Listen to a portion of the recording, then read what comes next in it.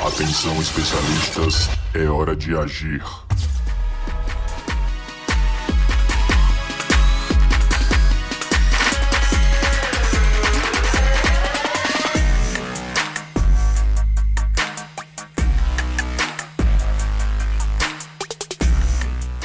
Oi, eu sou Ana Magalhães, especialista na área jurídica. Estou aqui para apresentar o quadro Mundo Jurídico.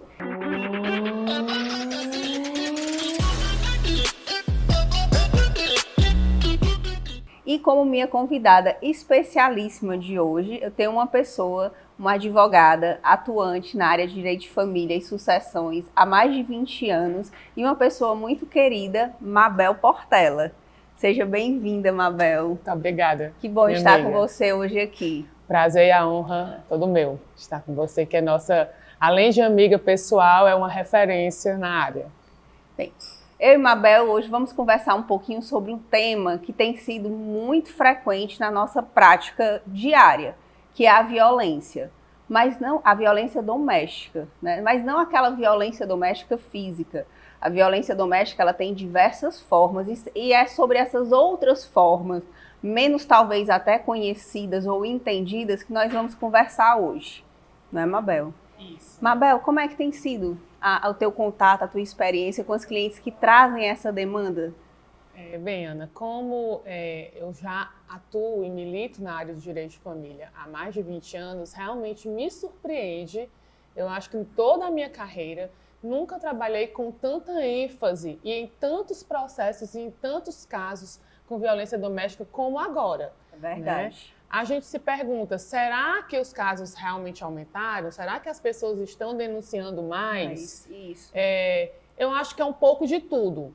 As pessoas estão denunciando mais porque ao longo das últimas décadas, diversas campanhas foram feitas por todos os governos e todas as áreas, governo estadual, governo federal, governo municipal. E aí as pessoas estão realmente mais atentas ao tema. Né? Tem aquelas campanhas dos condomínios, né? Tem nos shoppings, né? Até em shoppings da cidade existem campanhas até com panfletos assim grandes, né? Do tamanho.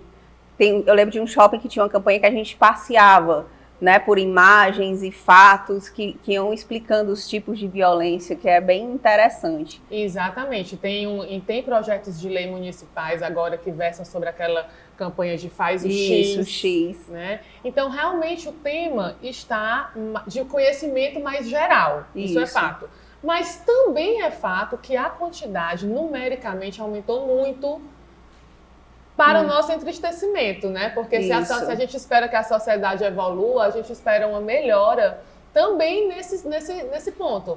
E a gente vê justamente o contrário, que os casos aumentam, apesar de toda a modernidade que estamos em outros campos. É verdade, tem aumentado muito. E eu não sei se você percebe, assim, no caso, né, as mulheres clientes que nos procuram, elas têm muita dificuldade de falar e muitas vezes até de entender ou de reconhecer que elas estão inseridas nesse cenário de violência, não física, porque a física é muito fácil, é muito óbvia, né? Qualquer um se identificar. É visível, né? Qualquer um se identificar dentro de um cenário de uma violência física, mas de uma violência que é um pouco mais assim insidiosa, uma violência psicológica, moral, patrimonial, que envolve um pouco, né, de manipulação, um pouco não muito assim da manipulação. Eu tenho percebido dificuldades até dessas mulheres quando elas nos narram suas histórias e nós conseguimos identificar essa situação, mas elas não se percebem assim, né? Isso. Não sei se tu tem percebido dessa forma também. Sem dúvida. As mulheres que são vítimas de violência, até a física também, muitas vezes, isso faz parte do ciclo, se colocam como culpada, como se os agressores assim tivessem agido por culpa delas. Justificam, né? Os agressores, Justificam, né? Os agressores e não se veem como vítimas, né? Então, só para contextualizar um pouco para o público, a Lei Maria da Penha, apesar de ser uma lei de 2006, ela foi mudando ao longo dos anos. Então, existem 5 tipos de violência, não é só a violência física, né? Temos a violência física, a violência patrimonial, Que a gente vê muito, né, Ana? Isso. Quando a mulher entrega, por exemplo, o seu salário todo para o marido administrar, né, para ter uma única conta, mas sobre a administração do marido, isso, né? Isso, muitas vezes com a justificativa dele de não, eu sei administrar melhor, eu sou melhor em contas. Isso. Né? Você já tem outras demandas de casa, de filhos, e eu fico com essa. Com essa. Né? Temos a assim. violência moral, que é aquela coisa, por exemplo, de uma eterna desconfiança do marido em relação à fidelidade da mulher, né? E isso gera uma pressão muito grande. Onde é que você estava? Você estava com quem? Você está me traindo? Isso. A violência psicológica foi considerada crime apenas agora em 2021. É muito recente, né? Que a gente tem falado sobre essa forma de violência. Isso. E, de fato, as mulheres têm essa dificuldade em se enxergar vítima disso, que é uma consequência nefasta do prejuízo psicológico que esses relacionamentos trazem a essas mulheres e que perpassa o papel delas. Total, né? Exatamente. Isso, ele vai passando aí pelas gerações, adoecem a mulher, adoecem os filhos. Isso. Trazem uma repetição de padrão até para as escolhas dos filhos, né, que estão também no mesmo ambiente, tanto é que, dependendo do caso e do contexto, a própria medida protetiva que se obtém também pode ser estendida, né, algumas têm essas dúvidas, né, tipo, mas doutora, eu vou conseguir medida protetiva, mas meu filho vai continuar convivendo com ele, e como é que vai ser e como é que fica? Existe esse temor, né? Existe, exato. Porque tem casos de agressores que realmente agridem a mulher e agridem os filhos. Nessa seara da violência psicológica que a gente está falando aqui, da física também, Da física também, mas da psicológica muito, né? Mas aí tem casos também que a violência não vai para os filhos, os filhos também não podem ser penalizados. Exatamente, eu acho que cabe ao profissional ter a habilidade, a sensibilidade, daí a importância de se buscar um profissional especializado na área, né? Assim como hoje a gente busca os especialistas nas suas áreas. Então, para ter essa sensibilidade, porque tem medida protetiva que é exclusiva da mãe, que não pode evitar o contato paterno-filial, né, do pai com o filho, e tem outras que precisam evitar, a gente tem que entender esse contexto. Existe uma questão também, Mabel, que a gente escuta muito, que traz um pouquinho de descrédito de algumas situações em que a Lei Maria da Penha é utilizada de uma forma indevida, né? Justamente como a gente estava conversando, pela sua agilidade, pela sua eficácia, para obter algum tipo de vantagem em outros processos na seara familiarista, né, com demandas até de guarda, visitação, patrimonial. A gente vê isso também, né? Exatamente. Para explicar um pouco para o público que que é leigo juridicamente falando, todo mundo sabe, né, que uma das grandes lutas do advogado é pela agilidade no processo. Isso. A nossa justiça, por mais que a gente tente, ela é uma justiça morosa. Fato, existem muitas demandas e poucos braços, e o advogado está sempre ali tentando fazer aquele caso ser apreciado de uma forma mais rápida. Com isso, a Lei Maria da Penha e os processos que tramitam no juizado da violência doméstica contra a mulher são processos que, por ter essa natureza de urgência, eles tramitam muito rápido. Então, geralmente, qual é o percurso percorrido? A mulher sofre aquela agressão, aquela violência, decide tomar uma decisão, decide ir em busca do seu direito. Ela vai hoje até a Casa da Mulher Brasileira. Antigamente nós tínhamos a Delegacia da Mulher propriamente dita, que ficava ali perto do IJF. Isso, aqui no centro. Lá no centro, isso. E a Casa da Mulher Brasileira hoje fica ali na Parangaba, e ela coordena e congrega uma série de órgãos que visam proteger a mulher, né? Tem o aparato psicológico e tem a própria delegacia. Então, de lá, feito o boletim de ocorrência, o delegado encaminha para o juizado da violência doméstica, que fica na Avenida da Universidade. Temos duas unidades lá juntinhas, e lá a juíza vai apreciar aquele pedido e vai decidir por deferir ou não as medidas protetivas, né? Isso. Exatamente. Aí, Mabel, só para a gente explicar mais um pouquinho, como você falou, para o nosso público leigo juridicamente, quais são os efeitos dessa medida protetiva? Assim, o que elas geram naquele primeiro momento? O que se busca com essas medidas? Geralmente, você tem as mais comuns, a decisão de haver um afastamento físico entre o agressor e a vítima, e a mulher, né? A proibição de aproximação e de contato, seja direto, seja por ligação, seja por WhatsApp, de qualquer maneira existe essa proibição, sob pena de ser acionada a polícia e da pessoa ser presa, do agressor ser preso. Né? Existe também, dependendo do tipo de relacionamento, se estão juntos ainda coabitando, a retirada do lar conjugal do agressor, ou se a vítima, para escapar de um momento ali de urgência, se ela saiu de casa, pode ser pedida a recondução dela ao lar conjugal e a retirada do agressor, dependendo do caso. Né? São diversas medidas que a lei traz visando proteger a integridade física da mulher. Mas essas são as medidas mais imediatas, né? Exatamente. E por serem, assim, medidas imediatas, rápidas e eficazes, daí aquela questão que a gente estava conversando do mau uso, né? Do mau uso, em alguns casos, óbvio, pontuais, que trazem esse instituto para obter essa vantagem, né? De retirar e tal, o suposto agressor do lar. Mas assim, gente, cada caso é um caso, tem que ser analisado todos os detalhes que permeiam aquela história, tem que ser analisado um contexto probatório, tem que ser analisado um risco ou a existência desse risco iminente ou possível, né? Tem que ter essa delicadeza e essa sutileza e experiência, né? Como você há mais de 20 anos aí na... Mas é porque eu comecei menor aprendiz. Menor aprendiz eu comecei, por isso que é mais de 20 anos. Por isso é verdade. Aí conta desde a época do estágio, né? Conta desde o estágio. É verdade. Agora você fala uma coisa, Mabel, que a gente tem visto muito, a necessidade dessa mulher que chega e que toma, naquele momento ali, na parte jurídica, a decisão de fazer algo, da necessidade de um suporte, de um preparo psicológico para isso. Exatamente. Né? Porque muitas vezes elas têm a consciência, elas querem, mas elas não conseguem.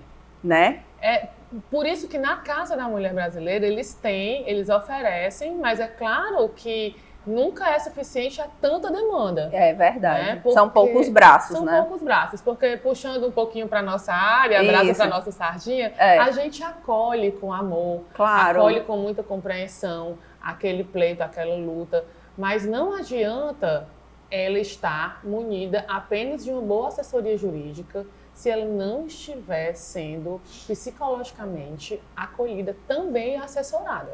Porque o que a gente vê muitas vezes? Elas têm aquele rompante de decisão, de muitas vezes uma violência que vem se arrastando há anos, às vezes há décadas. Décadas, com certeza. E aí ela tem aquele rompante e diz, não, agora eu vou.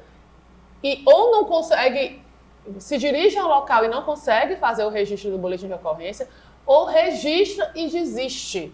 Por isso que a lei mudou também nisso ao longo dos anos, porque era incrivelmente grande o número de boletins de ocorrência que as mulheres queriam depois retirar. Como é que a gente tira a queixa? Como é que a gente faz para desistir de tudo? Eu não quero mais, né? Às vezes por ameaça do próprio companheiro ou cônjuge, e às vezes porque elas não conseguem. Depois diz, não é o pai dos meus filhos. Elas não têm realmente, por falta de aparato psicológico, a coragem de ir até o fim. Né? E aí a lei mudou, porque hoje não é possível, em todos os casos, essa desistência. Por quê? Porque o bem tutelado que a lei quer proteger não é só o caso específico daquela mulher. Isso. Quer proteger todas as mulheres. A sociedade, uma sociedade que pratica violência doméstica, é uma sociedade doente. Exatamente. Né? Então, em caso, por exemplo, de violência física, a mulher não pode existir. Por isso que a gente diz que é uma ação incondicionada, ou seja, não tem a condição dela querer ou não. O Ministério Público ali segue, né? Já segue. Mas é muito importante mesmo esse apoio psicológico, porque a gente tem enfrentado casos assim, de mulheres que vão, que se sentem fortalecidas naquele momento, mas que voltam pós o momento inicial, nessa primeira etapa do boletim de ocorrência, que é uma etapa de muitas, e ficam desesperadas, querem desistir, querem, né, e ficam naquela tensão, né? Tem medo das consequências do filho, da retaliação, é um cenário de medo muito intenso, né? Exato. E óbvio que nós, como advogadas, nós recebemos, acolhemos, orientamos, explicamos, diversas reuniões de momentos antes disso, explicar as etapas, explicar como tudo ocorre, mas elas precisam também estar fortalecidas, né, de outra forma, psicologicamente, que aí... Espiritualmente, né? Também. E a gente sempre procura esclarecer isso, né, porque aí já essa questão desses outros apoios transcendem até a atuação do advogado, né? A gente não tem como acompanhar essa parte, a gente tem como orientar e tentar ver se aquela pessoa está ou não, tentar identificar se ela está ou não acompanhada. Muitas dizem que estão, mas ainda assim, né? Ainda assim a gente sente uma grande fragilidade. Muita fragilidade, muita fragilidade. E Ana, eu acho que era importante a gente continuar frisando essa coisa dos outros casos que chegam para a gente também, dessa violência falsa, né? Dessa comunicação. Isso. Fica muito difícil, muitas vezes, para o homem que sofre essa falsa comunicação de violência doméstica, principalmente da violência psicológica, moral e patrimonial, que é uma violência que não tem como provar. Não tem um exame de corpo de delito, por exemplo, corpo de delito, né? Não existe como a física que está lá, você vai... E aí a gente se preocupa, porque a Lei Maria da Penha, como colocamos aqui, é uma lei belíssima, né? Que traz a história da Maria da Penha, que foi, né? Precisou chegar aí a instâncias fora do Brasil, né? De cortes internacionais, em função de uma falta de punição de todas as tentativas. Ela chegou a ser baleada. Tanto é que hoje ela é cadeirante. Né? Exatamente. Em função do relacionamento conjugal dela, né? Então, uma lei belíssima, rápida, ágil. Quando a mulher faz um boletim de ocorrência, a lei diz que as medidas protetivas têm que ser deferidas ou não no prazo de 48 horas. Então, assim, isso, para a nossa realidade jurídica, isso é um marco. Então, o que acontece? Infelizmente, a gente se preocupa com o risco da lei tão bela e tão ágil ser mal utilizada, ou utilizada de uma forma errada, errônea, levando, né, induzindo o magistrado a erro, concedendo muitas vezes uma protetiva contra um suposto agressor que não é agressor. Exatamente, a gente vê muito caso assim também, né? Isso, e aí depois aquela pessoa sofre prejuízos imensuráveis no seu trabalho, na sua vizinhança, com seus amigos, até ele conseguir provar ou fazer as pessoas acreditarem que aquilo não é verdade. Uma trajetória aí a ser percorrida, né? E nós, interessante, nós já pegamos casos assim e realmente se sentem... É uma sensação, né, dos clientes nessa condição de medidas protetivas deferidas em seu desfavor sem ser agressores.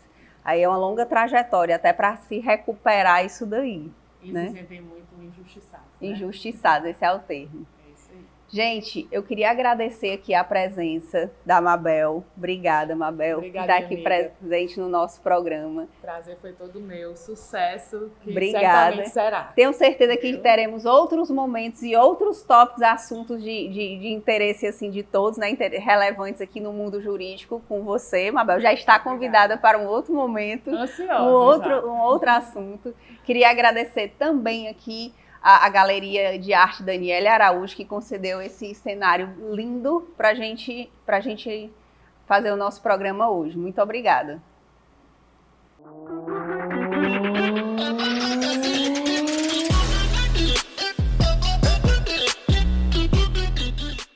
Hoje vou abordar a seguinte questão com vocês.